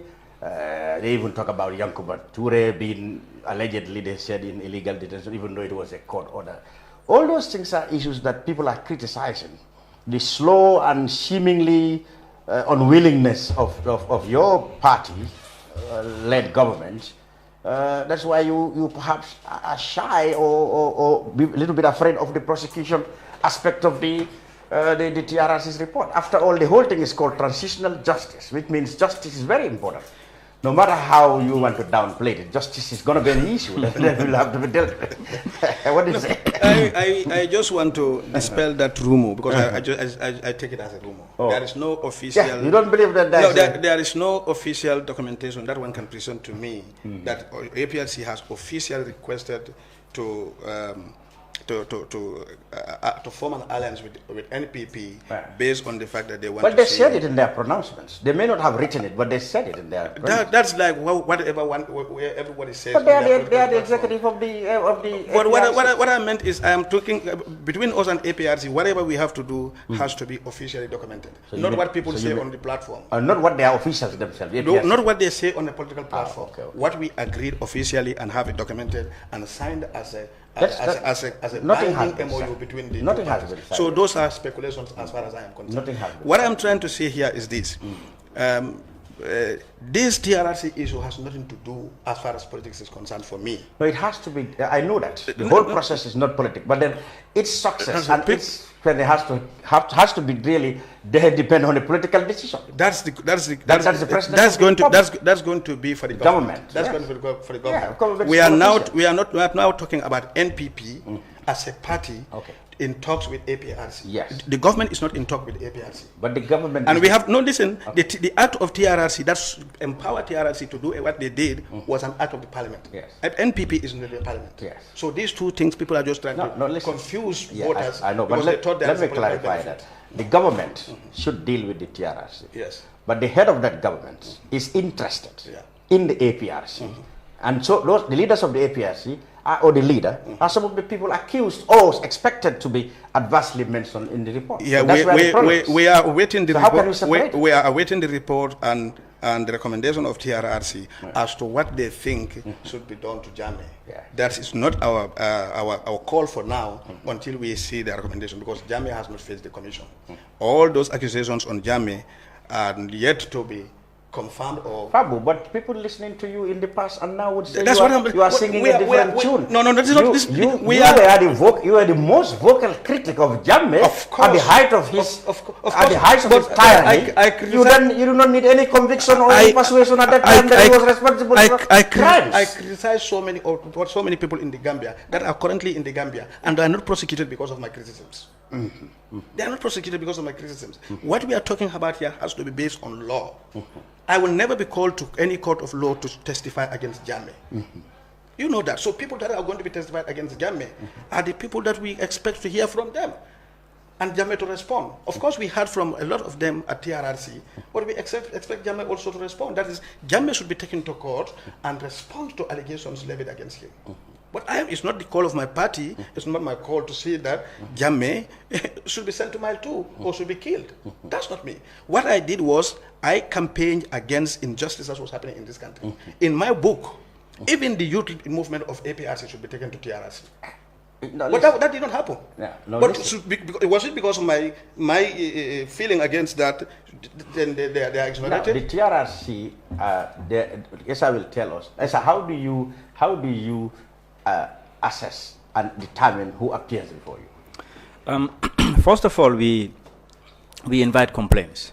People come and complain about human rights violations that are meted on them, and they'll give us the how, the who's, and the whens. And then who, we look at it. If they mention Lamin Cham, then we go after Lamin Cham. If we think that if Lamin Cham is adversely mentioned, we invite Lamin Cham to come and give a statement. So all the other people who have been involved in those violations, they are called to bring in their statement. No, and if I stay somewhere at a platform or write in a book, as Mr. Fabou Sanneh had done, that Mr. Nyawuru should go to the TRRC, that is not enough for him to come. No, it is not enough. The person who whose rights is violated is actually asked. When were you arrested? How were you arrested? Who actually did what to you? And then you mention names, if you remember. So if you mention those names, that means those people are now classified as adversely mentioned people. And they'll be called in and say, look, you have been mentioned in case A, B, and C. Would you come and provide a statement? And the people will come and they provide the statement. Then the legal team and investigator will look at it, whether they would actually need to bring this person to testify or not. That is their call. The criteria they take, I don't know about that. So that is how it happens. So it is not that we just go after people that we think have been. But there is what we call open source information, whereby, for example, the Standard newspaper has reported something seriously has happened here and there, and names were mentioned. We go after them. We ask them, well, the newspaper said X, Y, and Z. But that is like an open source. It's like a statement that we take. So we take all of that, and then we bring them in, and then we ask them to submit a statement to either say whether what was being said about them is true or not. If it is true, why and how, all of those things are asked the questions. And then Mr. Sanneh, like I was saying, you now said that you believe that some of those people whom we consider to be responsible have not had their day at the TRRC, and they have to be proven in court that they have done this and that. I'm telling you that you do not need those persuasions in your early days. You didn't need conviction or persuasion that Jammeh's regime was tyrannical and was violating human rights. Why do you need proof now? Because the matter is now calling for a court action. It's not a political statement now. Political statement and court actions are different. Okay. And if I want to just look at what Mr. Jallow just said, I'm going to gently disagree to certain points here. Yes. One of it is when the Chamoy Bridge incident was mentioned, only the victims were invited, but the perpetrators were not. It was reported in the TRRC sittings that Denton Bridge or Chamoy? Chamoy Bridge, where Alieu was slaughtered. Okay. There were reports directed or accusing members of the APRC Green Boys, who among them was called to TRRC to testify that they were part of the plot to attack UDP as a team, as a party. They were not invited. I've never heard of anybody. No. Not testifying doesn't necessarily mean the person has not been contacted. So not every adversely mentioned But person. Mr. Jallow, with all due respect, the public want to hear. No, but No, not the public is going to decide, Mr. You know, they Sanneh. had There are guidelines. You'll be guidelines. surprised that some people went there whose statements are not known. That's why you heard about how do the unidentified business. That's what they somehow tainted the. But those guidelines were there even before they began. Fabou, Mr. Sanneh, let me clarify this. The public, if there are issues that the general public has a vested interest in, and one of it was those things should be made public. That was it. If you can invite a political party leader to come and ask for sympathy, to show his motions and all whatnot, that this was what happened to me. People who committed that should also be given that opportunity to come and either say, yes, we did this, or not. What he said here is not right. This was what TRRC should? No, Who Mr. TRRC should? I want to believe at some point TRRC was even politicized. The lead counsel of TRRC, because of his vested interest in politics, has already aligned it. So far, we have not had officially, although we had people who said Essa, through his actions and maybe some comments outside, might have expressed interest in politics. But so far, officially, like Essa has indicated, we have not had that. Mr. Chairman, you asked me. You asked me questions. No, I'm saying, I'm not stopping you from saying what you think they are doing. Just allow me to delve into what I'm trying to say here is, Essa has already shown his political interest. Essa, the lead counsel, has already shown his political affiliation and political interest. He has already been affiliated to a political party. Which party? UDP. How did you know? He's every day moving with UDP everywhere, and he has in But fact. does not make me NPP. If I go out with you now, if he's going with them to their political activities, and in fact during the sittings of TRRC, there were only prominent UDP members that were given the platform on TRRC to have their go in a way of promoting the UDP agenda or castigating the government. That was open to everybody. Everybody have seen it. And yes, finally... One would have asked, when did Fabou Sanneh have those ideas? Because exactly now listen, is it because now that Fabou and APRC are now drinking from the same cup that he's still, because in the past, Fabou, it would have been very difficult for people like you to say that it is APRC have a say in the TRRC. You see, when APRC was my opponent, I looked at every wrong thing APRC did. When they were my opponent, when they were in government, when they were my strongest opponent, I look at every aspect of what they do. Now my biggest opposition in this country is UDP. I have my eyes fixed on whatever UDP does in this country. And wherever they are getting help from, I looked at it closely. We are all human. We looked at situations, we monitor them, we analyze situations, and based on what we see, that's how we judge them. Good. And what we are now seeing is Essa has not even waited to the full completion of the mandate of a TRRC. He jumped into politics. But you said he supports a party, and people are suggesting he's not only people are supposed to wanted to run for president. He's not only supporting it, but his name is on the media and everywhere that Essa is a possible candidate, even for UDP, and he has never come out to dispel this. Well, what the suggestion I had, he never said anything officially, that he wants to run for according president. to what we all learn in schools, is silence means... What he said, what I had silence means what? What you're telling me is new. You said I had that he may be interested in running for president. No, I didn't say I had. I knew he is interested in politics. For president. Well, you have said that he supports UDP. So which is which? He's going to run for UDP. No, he's looking for a chance to lead the party. Or to UDP? Yeah. Oh, that's interesting. Maybe there's a UDP man. We will ask that. You are out of this for the time being. Now we'll come. Let's first go through what Mr. Sanneh has been addressing. Listen now. Listen. You have to listen to me. And go when I say stop. I've heard what is going on. Now, Mr. Sanneh, look, what we are addressing with Mr. Sanneh is that the TRRC, he is saying that even though I believe, in the past, and what he said now are completely different.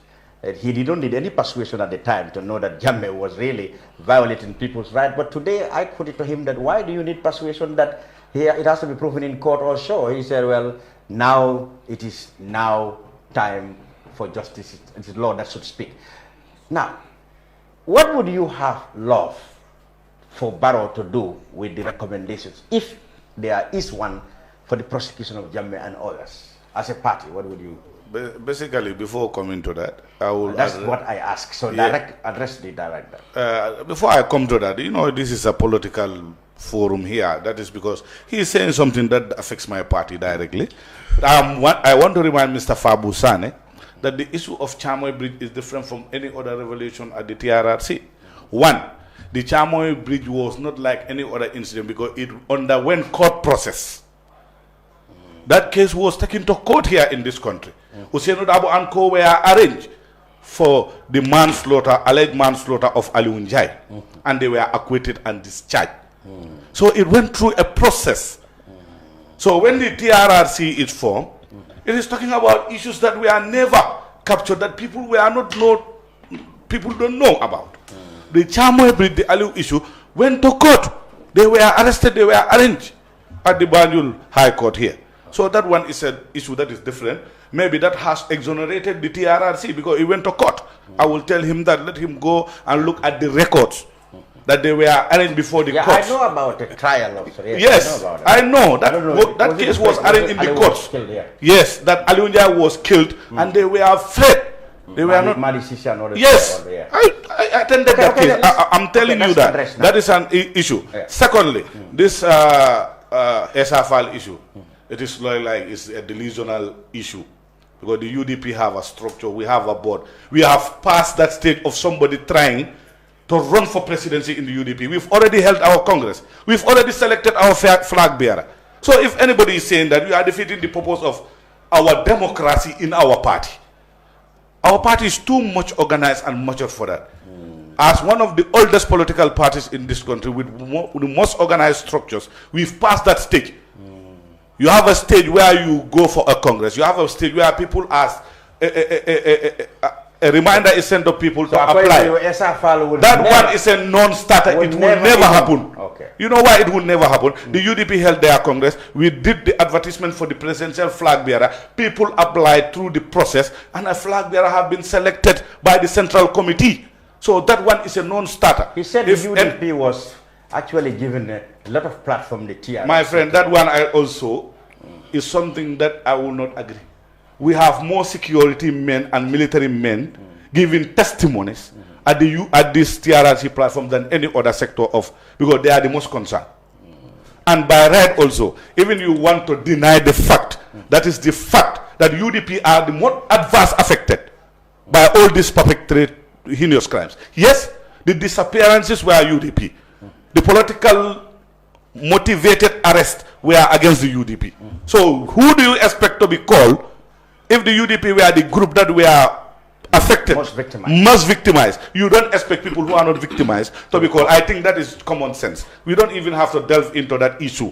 Okay, all right. If you say the Chamoy Bridge, I'm coming. I asked, no, listen, those topics, sir. The other topic I addressed him, which he said is not the case, is that I believe, and many people believe, that the government of Adam Barrow is having it difficult.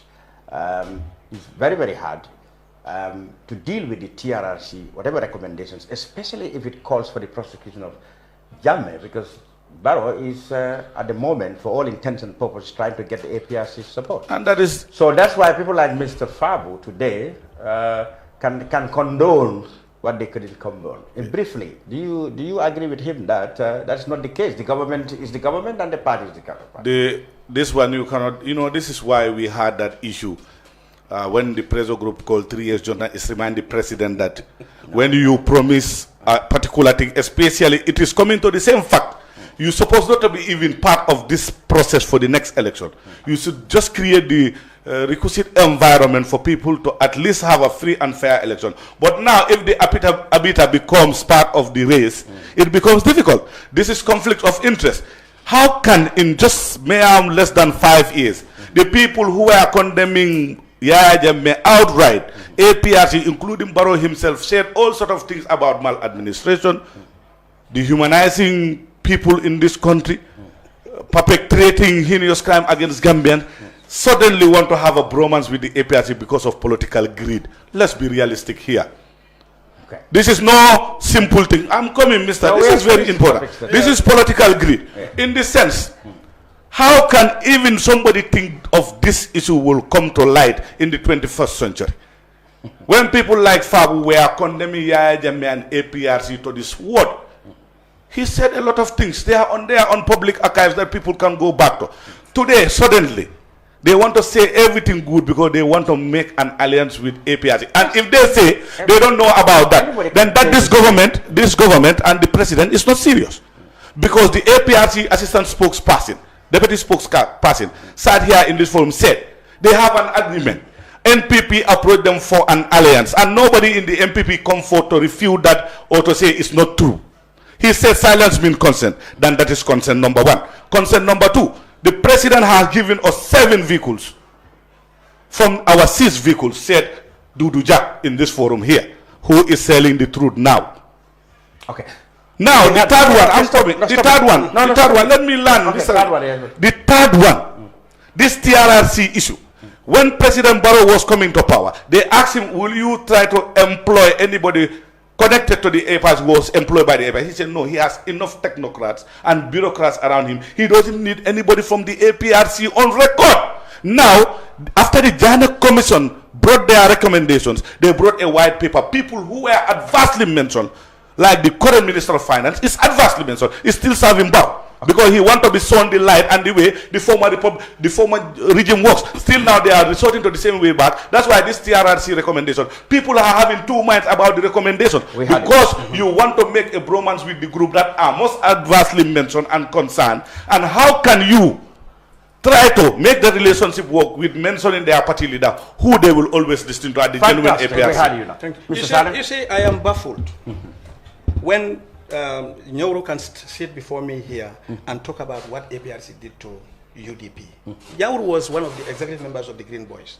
That Chamoy Brick attack was led by one of them. He was part of them. I was part of UDP then. I was not one of those arrested, but I was part of that fracas. And the people who orchestrated that attack, Nyawuru was one of them. This Nyawuru Koma, I mean. Okay. He was one of the principal architects of all the activities of APRC Green Boys. Okay. Now, if he is talking about NPP romancing with APRC, how about himself with UDP now? If you look at UDP, after a history of 27 years, Nyawuru is the person representing UDP on this platform. Where are the others in UDP? Can I address that? No. You have to wait. Where are those that I worked with in UDP for 22 years? Why can they come and face Fabou here, but send in someone who was part of the plot that destroyed UDP for 22 years? Why was Nyawuru not called for TRRC when that Chamo incident was mentioned? He was part of the Green Boys. Okay. And Nyawuru just stated here that matter was taken to court. If that matter was taken to court, and that was the only reason to defend the fact that that case should not have been mentioned, or Green Boys should not be called to TRRC, why then the party leader of UDP and his people, who were also involved in the same case, invited to TRRC? Where is fair play of justice here? When you can look at somebody who can promote his political agenda through TRRC and leave somebody who, when he's appeared, his testimony would be another thing against that individual. You let that person freely walk in the street, championing all activities of of UDP after committing those crimes against the individual that has just testified. And now he's telling me here that there's conflict of interest here. I am baffled. Okay. Everything that Yaya Jammeh committed, he was aided by people. And one of the instrumental body that aided Yaya Jammeh to commit all those atrocities was helped by the Green Boys, of which Nyawuru was a principal actor. And Nyawuru is now in UDP. If Nyawuru is in UDP, helping UDP after all he did, why shouldn't you be? Why can't we affiliate ourselves with those APRC that has not been accused of killing an individual? Mr. Jam. So okay, go ahead now. So I am surprised. I know UDP is running from Fabou because Fabou has a long history with UDP. I want somebody who can quote that Chamo incident with me that was physically there, like I was there, not Nyawuru. Nyawuru was there as an aggressor. I want somebody who was there that was aggressed like me and others. Cham, can I just say something? Let's Essa for the I take serious exception as to Fabou's claims, as if it is a conspiracy with the TRRC to try to aid and abet a particular political party or political leader in base of our testimonies. That is absolutely not true. I wouldn't want to find myself in this kind of a debate. Seriously, if I knew this was going to happen, I was not going to come. But I wanted to clarify that. Yes, you see, TRRC had their rules of engagement. Clarification is All very right? important. That's why they have their rules of engagement. They contact victims and they contact people adversely mentioned. And they sit and decide as to who they would want to call into to testify. Not all victims who submitted statements testify. Some people even came and complained that they didn't testify. So we had our own rules of engagement. And let me clarify here that the decision, the recommendations of the TRRC, everything that is going to be there has to be approved by the commission, the 11 members of the commission, and not the lead counsel. The lead counsel is there to guide the investigation and to guide the report writing, but it is not his decision that is going to go onto the report. That needs to be clear. So whatever he does outside the remit of the TRRC, that is his own issue, and it is not a... So if you want to clarify that issue, if you want to put that issue as to the entire work of the TRRC, you are including all of us in that, as if we are being unfairly treating other people, saying that we are bringing people because we want them to testify because we have a certain political agenda. I think that is a serious... I do not want to this is why I do not want to go into political debates or to so that needs to be clarified. So we had our rules of engagement, and this is what we want, and this is the way we are doing it. Whatever somebody would have accused the lead counsel of outside the TRRC, well, that has nothing to do with me. But I'm saying the lead counsel did not officially say. Well, that is not my problem. Even though there are indications in the social media that he wants to run for president. Fabou said maybe want to run for president for UDP. Yes, what I am saying, the TRRC had structures. We had a legal team, we had an investigation team, and we have other teams. These teams work together. Any issue that has been that has come to light, if a victim comes in force, in fact, when a victim comes in force, you go into the victim support unit, they check for you, they look at whether you are a victim or not, and then they send you to the investigations.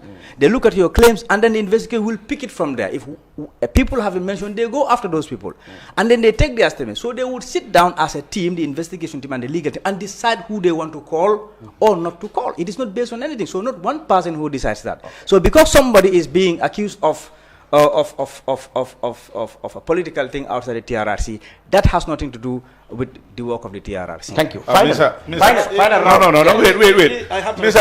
I have to come here. No, let's deal with Essa. I want to interject. No, yes, let's come. He responded.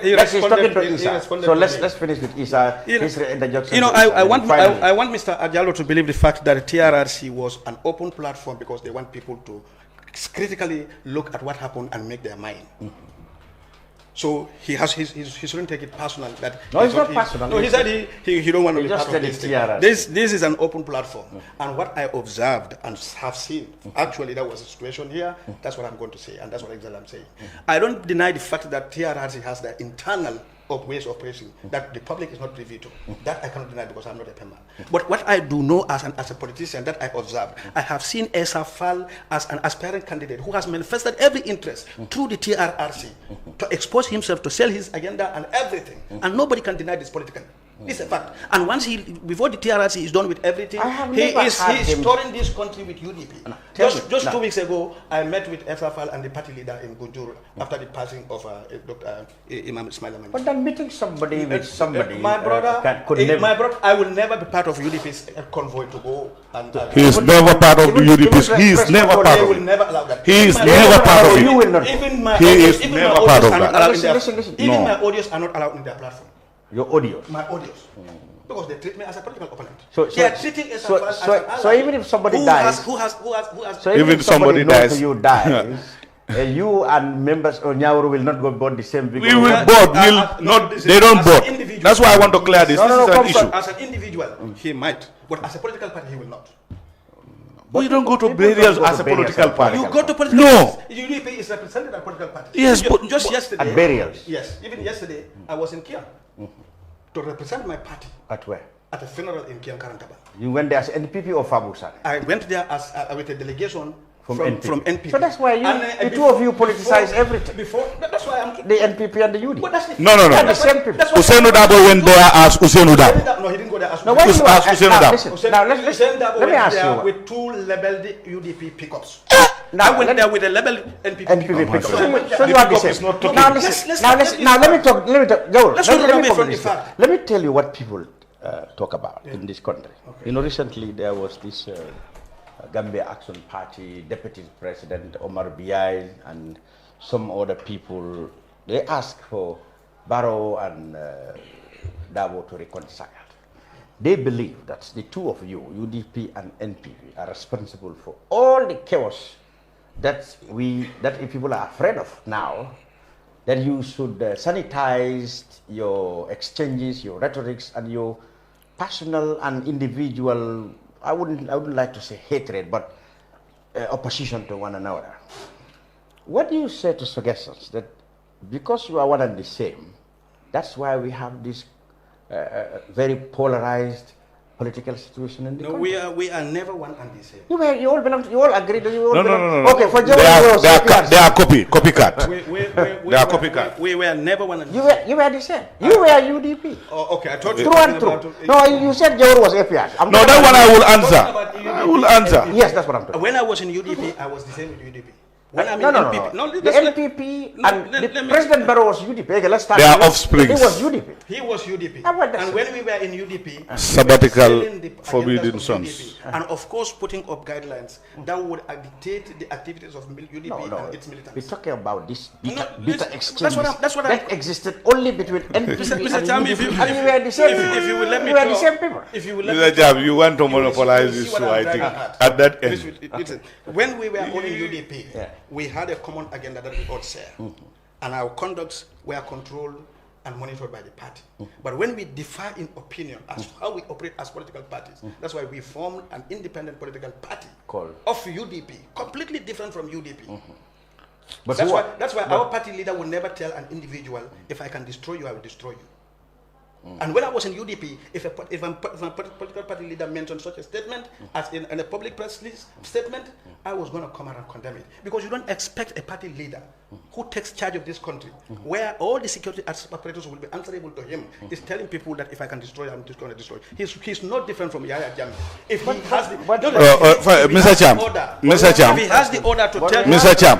But we had President Barrow said they would prefer deaths. Yes. In this election. Let him address that. That's not presidential. That's not presidential. No, they are totally different. Mr. Cham. In every aspect of our Mr. Cham. culture, said I will prefer deaths. And you are the president.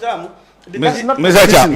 The thing is, if you ask a question, you would let me dive. Okay, go ahead. Delve into Why is it different? The difference is, it has been a common saying in the Gambia that anything that you want to go wholeheartedly for it, you will say it means death and alive for me.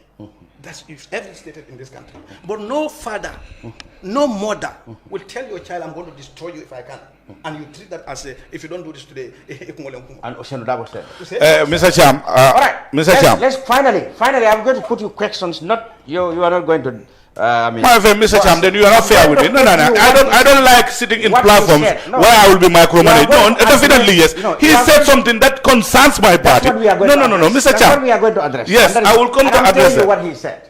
And that's what I'm telling you. Okay, come on. You will not come with an answer to what has not been asked. Okay. Or raised. Okay. All right?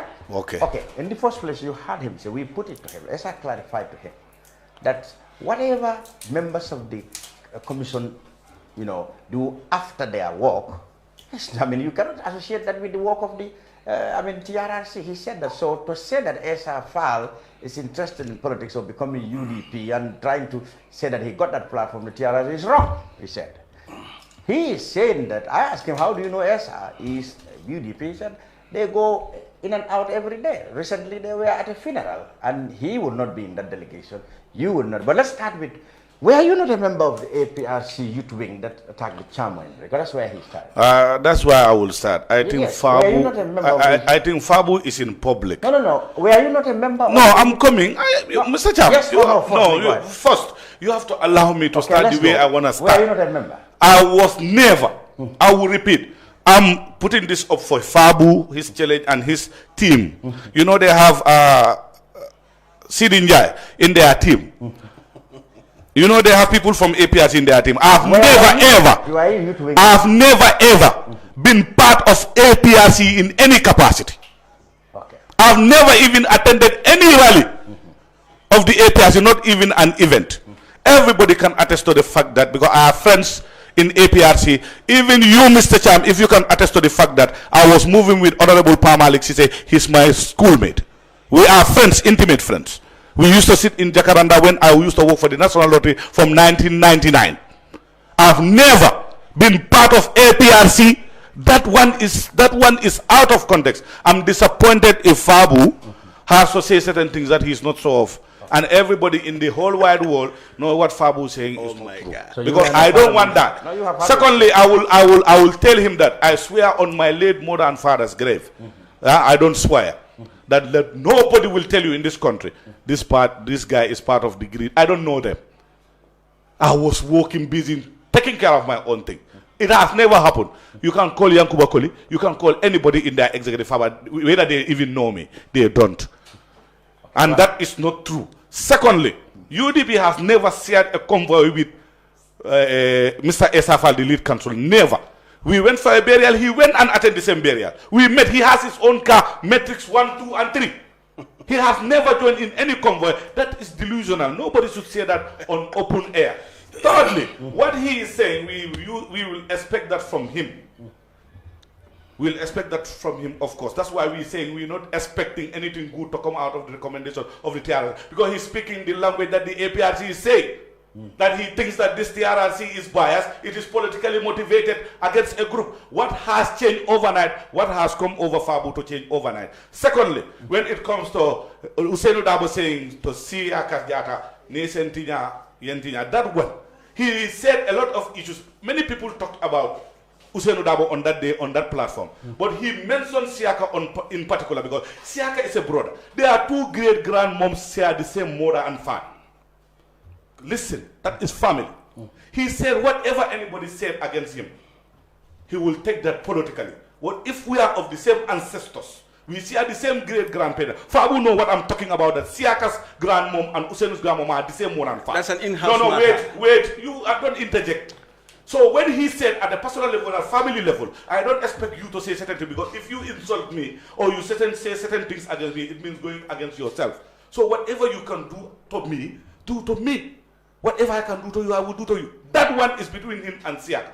Thirdly, if Mr. Sanneh, I don't think the people in NPP has the moral authority to come and preach for. I know Fabou because I've not shared platform with him, but I've heard him say things. I have heard him advocate for whatever was going wrong in this country for the past 22 years. After the change, because of political greed, they are all saying a different tune now. Thirdly, you know why? Fabou from 1996 to 2016, I've never heard him insult. Even in an audio, he used to make audio, but now he insults. And when they condemn insult, he forgets that he's the chief one who does that more than anybody. If he denies, I have his audio here. Wait, if he denies, I have 2 of his audios here. He's using obscene languages against Mr. Jane. Wait, that Mr. Jane, he knows him. The language he used is not expected of people like Fabou. So if you are condemning rhetorics and other people using foul languages against Fabou, Fabou is the principal agent for that. He knows that very well. Wait, no, we are finished. I'm coming to you. I've not ended. No, you preach and you practice what you preach. But when you preach something and you don't practice that, it's against the ethics of politics. It is politics of deception, politics of delusion, and politics of making so that you will entrench yourself to power by any other means. No, we'll have to finish No, this. you have answered fully, because if you correct issue, he said something if I denied. That is what he answered about insult. No, he said something about insult. Okay, yeah, that will come back. Okay, what I'm saying here, finally, I'm on record. Finally, I have an audio here. My phones are available here. If Fabou denies that, he sat by mentioning his name and saying that. So we don't expect people. You know what? They are always saying, finally, the UDP this, the UDP that. No. If these people have policies, if they have programs, NPP, let them come forth and discuss what they want to do for the Gambia in the next 5 years. Because the issues they're talking about are not the policies of the NPP. Those are the policies of the coalition government that came together and later they crumbled. The president is working on a national development plan that was not egged by the NPP. So if the NPP have no policies, but character assassination, insults, and politics of low-life politics is not to be condoned in this country. People accuse UDP and NPP of that. People are accusing the NPP, not the UDP. No, they said it. Not the UDP. You've never had in any political platform. I'm coming. I'm on record. Finally, I'm on record to say that the UDP never in any of our political platform, in the presence of our party leader, somebody directs an insult or obscene language to the NPP or its leadership. It has never happened. But on several occasions, we've witnessed the president in attendance, Baba Ja, including somebody who's a comedian from America, and all other people using obscene and unwarranted languages against the party leader of the biggest opposition party in the corridor, His Excellency, and not even as the party leader of the UDP. People are forgetting that. He's an honorable man. He served even as the vice president of this republic. Even by virtue of that position, he should not be castigated and ridiculed in political platforms, especially national platforms. Thank you very much for that. Finally, your question is, he alleged you insult you or you. I have an audio. No. You are finished now. Finally, what is your response to that? I have never denied that audio. And no, I'm asking, did you ever insult people? That's what I'm saying. I did. You insulted people. And I will do that tomorrow morning. But why? Let me tell you what happened. But that's what people said should not happen. No, that you have to understand what happened. I have never regretted that. But you did insult. That's what I mean. Allow me to talk. Why do you have to I'm telling you, Nyawuru is talking about something. Nyawuru belongs to a party now. Let's start from, he said he has never been APRC. This is why insult. No, I'm going to drive. That's the only other address. No, I'm going to drive to it. I'm going to drive to it because there is a reason for everything. Okay. Why do you insult? Okay, allow me first. Yes, Nyawuru belongs to a political party that has constituted 8 insult WhatsApp groups as a tool to intimidate campaigns. Okay. They have TRRC because they are proud of what is happening in TRRC. They are happy that they can use TRRC as an instrument, as a tool to insult people. For insult. And what they end up doing is, when I become a problem for UDP, they insulted my mother. And they took that audio to my house, my old mother, almost close to 100 years now, in my house, and asked him if you are Fabou's mother. When she said yes, they play my audio too. They played the insults to him. I mean, go and play it on GRTS. The person who did that, if I get the person right now, I'm going to break the neck. That could not happen. Not only insult. Okay, now I don't want you to go in. You cannot compare. What I want is you cannot compare that to. You cannot compare that to a party leader who's aspiring to be the president of this republic. No, Mr. Cham. Now, you just allowed him. Tell me, yes, but I don't want you to go back to. Tell me, is it true, as he alleged, that you ever insulted anybody? I told you that already. Okay. You said because they created 8 platforms of insulting. I told they created that, and yet they assigned somebody because I have been an obstacle to them to send to my mom in my home. I'm talking about a border. That carried me as a baby for 8-9 months after boarding me, brought me up to this level, that UDP benefited me for 22 good years as an advocate, as somebody who used my resources to support the party. Nobody in UDP can deny that, when he was never part of the party. That was I was always part of the party. I was always part of the party. Now they can sponsor. I was always part of the party. Now they can sponsor someone to go to my old mom in my home and play an audio where she was insulted. Not only insulting me on their platform, but take the audio to my home. If that is going to give me everything in this world, I don't want it.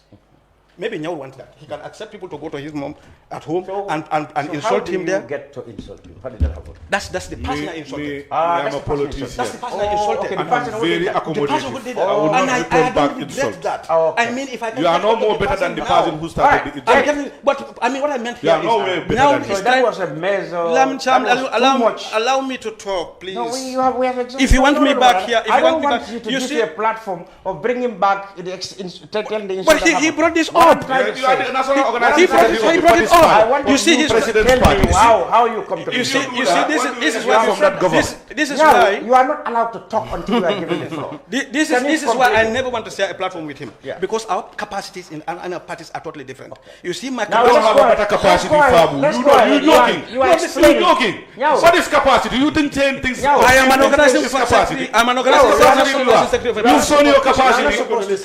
You've shown your capacity to the entire world. They've known your capacity. Let's talk on this. Now, So let's the entire world see let's your round this capacity up. now. You That have is to really insulting insult. I have to respond Yeah, to. don't You have do that. to insult because this guy really took. I have all that this capacity. I will necessary to never go and insult, no matter your what. mother. In my home. Yeah, that was too They much. played the audio all over. They say it in all WhatsApp groups. That was okay. I did not respond. But when they took it to my house, my old mother in her almost 100 years now, you want to kill her. You want to kill her to die out of suppression or depression rather. That's what I cannot take, and I will never ever, in my shortest life, take that from anybody. But what Nyawuru is trying to downplay here is I am not a presidential candidate. I have never asked for anybody to vote for me to become a president of the Republic. And his party leader knows very well that he has a family tie with Siaka besides politics. Why can't he invite Siaka to his house? Why would he do that? You are not talking. He's talking. He will not do that. He is not talking. Keep quiet. You have said yourself. No, we are not. But the party leader chose to address the nation. How can you say keep quiet? The party leader chose to I can interject. No, you cannot. I You have to take permission from me. I'm not giving you. You see, Give him the top. that's what I cannot do as the national organizing secretary of the party. Go ahead. You see, in my capacity as the organizing secretary of the party, I cannot be forcefully interjected when you even ask me to stop. And that's why when you asked me to come, let's go ahead. You said no. Let me make this point clear. Complete that. And you have to. You are saying. I have to make this. I know. I have to make this clear first. Yeah, where you stop? Go ahead. To share a platform with someone who is responsible, who cares what he says and what people listen to and judge him about. He says he has never been a member of APRC. Yes. How fallacious this is. Can you continue? How baffling this is. Can you continue with this thing? I told you that already. I said I insulted the person who took the audio to my house. You mean the political leader you were talking about? I said Usainu knows that he has a personal relationship with Siaka.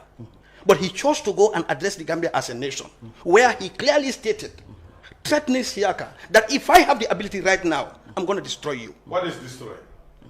Go ahead. It could be kill him. So that was what? It could let him, make him disappear. Like he was always accusing his former boss Yaya Jammeh of. If Usainu is given the mandate of this country, he has all the security apparatus under his control. He can ask them to do what he wants them to do. Siaka would not have been alive today. He would have asked them to go and kill him. Finally, the two of you, what would the people want you to work towards reconciling and quietening the tension, lessening the tension before the election between NPP and UDP? What would it take? Finally, one word. UDP would have to. Do you think it's possible that Usainu to drive to State House or Adama to come to Fajar and say, look, so much things have happening between us. Why can't we come together and work so that our people will begin to really reduce the tension between them? Is that possible? That is possible. Okay. Because that is not impossible in this world. Okay. When DOI and PPP were able to, and NCP were able to come together and form an alliance, there is nothing impossible in politics. Okay. But there is something fundamental that UDP has to do first. UDP has to come up out clearly and condemn their disciples. One like Bakari Trawale, who calls himself a by you are naming people. I did not say that. I just say, how can we be solved? That's what I'm coming to, Mr. Cham. Yes. So they have to condemn. They have to call them because these are the people who are using UDP platforms, causing everybody in this country, even asking people to go and burn down markets. Okay, so now in the name of UDP. So what should If UDP want people to reconcile and work together in this country, they should stop these talks. Okay. What about these civilian talks? You said that. What Adam Barrow has to continue being tolerant, and that's what he is. Okay. He has been very tolerant, respectful to law and order, human rights. Let him continue that. But those who are causing this thuggery to people, molesting people, calling their names, causing their mothers, telling them ways that they thought they were brought to this world, and that was never true, are all members of UDP. Okay. What would it take for Adama and to reconcile? Finally, in just 1 minute. He said in 1 minute. Yeah. What would it take? Thank you, what would it take? Cham. It will take a lot. People to be genuine. People between the two. It will take people to have that. I will tell you one thing. Usainu Dabo has never served on any platform, I will repeat again, and say anything bad against Adama. It has only to do with his policies and the way the country is run. What will not personally, what it will take is for them to change the status quo and change, not to be bitter, but to be as acceptive of what people think and their opinion. You have to be respectful of what people think. That is what the NPP need to do. They are not accommodative. Evidently, if somebody insults you, you return back and insult, doesn't mean that you are any way better than him.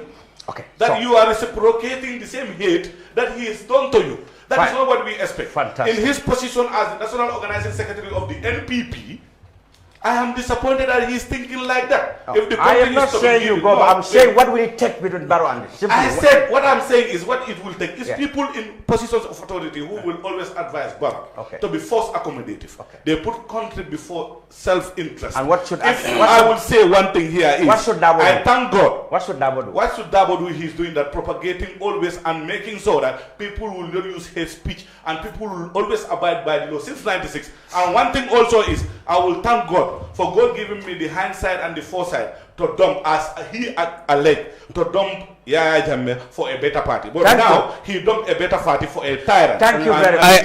Thank you very much. Thank you very much, Mr. Koma. Thank you very much, Fabou, Sanneh. And to you particularly, Essa Jallow, for clarifying all the misgivings and doubts and the political football they wanted to do with your noble institution. I thank you very much for coming here. Nothing is forgotten. Have you back. You know, I'm from a Chosan village. With more topics on it. Until then, goodbye for now.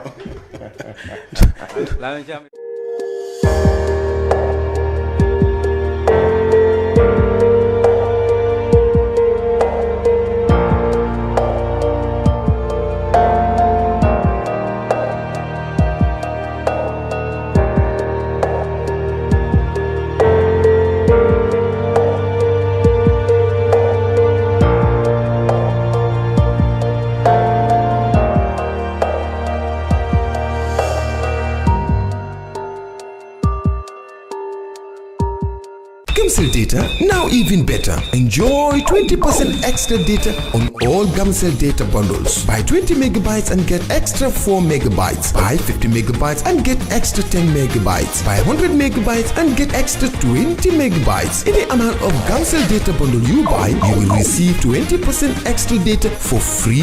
Dial *302* data amount hash or go to your Nyawuru menu and choose your data bundle now. Gamcell data is fast, lasts longer and very reliable. Gamcell Nyawuru.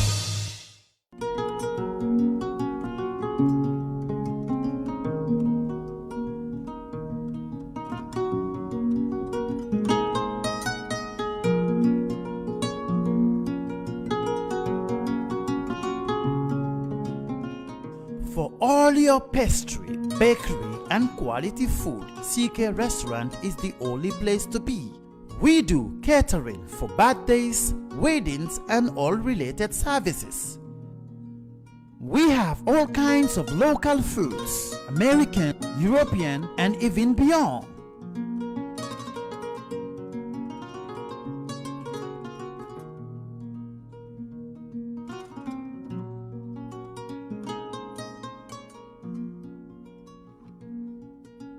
Come and have a taste of our local juice, ebe and other services.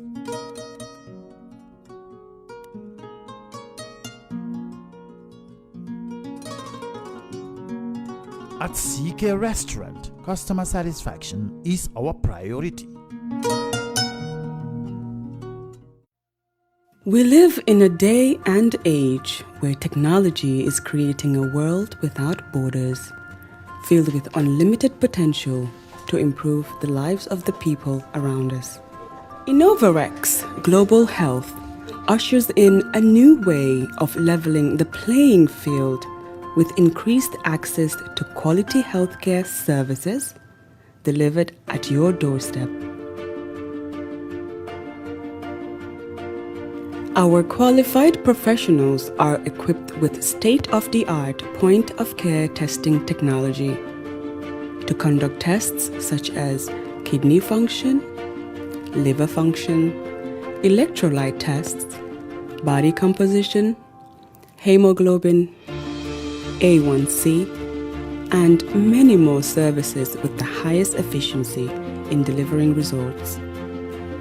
The addition to our flagship Wellness on Wheels, more fondly known as WOW Delivery Service, brings the entire clinical experience full circle.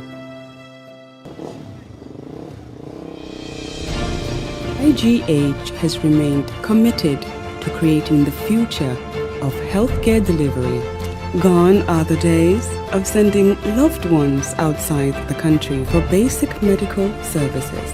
Innovarex Global Health offers a new peace of mind and takes pride in delivering the quality of care we all deserve.